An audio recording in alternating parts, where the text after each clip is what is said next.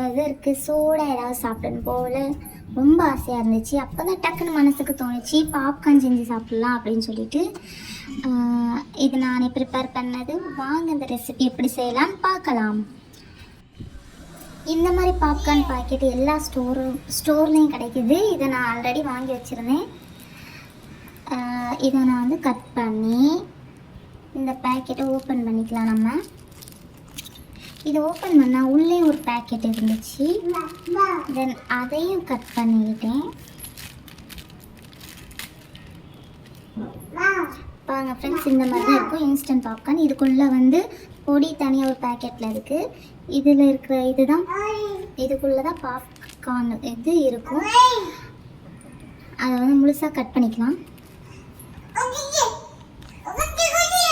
உள்ளே வந்து பாருங்க பாப்கார்னு, அதுக்கப்புறம் ஒரு லிக்விடுக்குள்ளே இருக்குது. இதுதான் இதை வந்து நல்லா வந்து வெடித்து போக வைக்கணும். நம்ம வந்து பாப்கார்ன் செய்கிறதுக்கு ஒரு குக்கர் எடுத்துருக்கோம் அன்றைக்கி. அதை நல்லா ஹீட் பண்ணிவிட்டு அது உள்ள அப்படியே இந்த கானை வந்து தட்டிக்கலாம். நான் பாருங்க அப்படியே தட்டிட்டு வேறு ஒன்றுமே பண்ணல. தட்டிட்டு கொஞ்சம் அப்படி இப்படி அங்கே அப்படி ஸ்ப்ரெட் பண்ணி விட்டுட்டு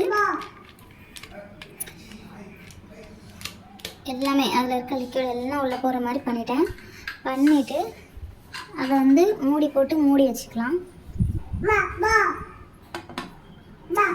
மூடி வந்து திருப்பியே வச்சுக்கலாம். நம்ம ஒன்றும் பிரச்சனையே கிடையாது. அதுக்கு வெடித்து வரும்போது வெளியில் செதறாமல் இருக்கிறதுக்காக தான் இந்த மூடி. அந்த வெடிக்கிற சவுண்டு கேட்குதா உங்களுக்கு? கொஞ்சம் ஒரு 5 மினிட்ஸில் எல்லாமே டப்புன்னு வெடித்து நமக்கு பாப்கார்ன் சூடாக ரெடி ஆகும். பாருங்கள், எல்லாமே வெடிச்சிருச்சு. இதுக்கு மேலே வச்சா ரிமைனிங் கொஞ்சம் 1-2 வெடிக்காமல் இருக்கும். ஆனால் அது வந்து ப்ராப்ளம் கிடையாது. இதுக்கு மேலே வச்சிங்கன்னா கரைஞ்சிரும். இதை வந்து கிளறி பார்த்துக்கலாம்.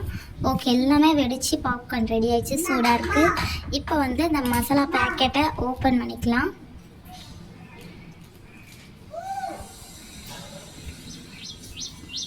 இந்த பேக்கெட்டை கட் பண்ணி இந்த மசாலாவை இதில் ஆட் பண்ணி நல்லா வந்து ஸ்ப்ரெட் பண்ணி விட்டுக்கலாம். நமக்கு டேஸ்டான பாப்கார்ன் வந்து ரெடி. மசாலாவை ஸ்ப்ரெட் பண்ணி விட வேண்டியது தான், எடுத்து சாப்பிட வேண்டியது தான். பாருங்கள், ரொம்ப டேஸ்ட்டாக இருக்குது. இது வந்து கடையிலே வாங்கினா நமக்கு வந்து சூடாக இருக்காது, ஆல்ரெடி பண்ணி பேக் பண்ணி வச்சுருப்பாங்க. ஆனால் நம்ம இந்த மாதிரி நமக்கு பிடிக்கிற டைமில் செஞ்சு சாப்பிட்றப்போ ரொம்ப டேஸ்ட்டாக இருக்கும். நீங்களும் ட்ரை பண்ணி பாருங்கள். மறக்காமல் நம்ம சேனலை சப்ஸ்கிரைப் பண்ணிடுங்க. தேங்க்ஸ்.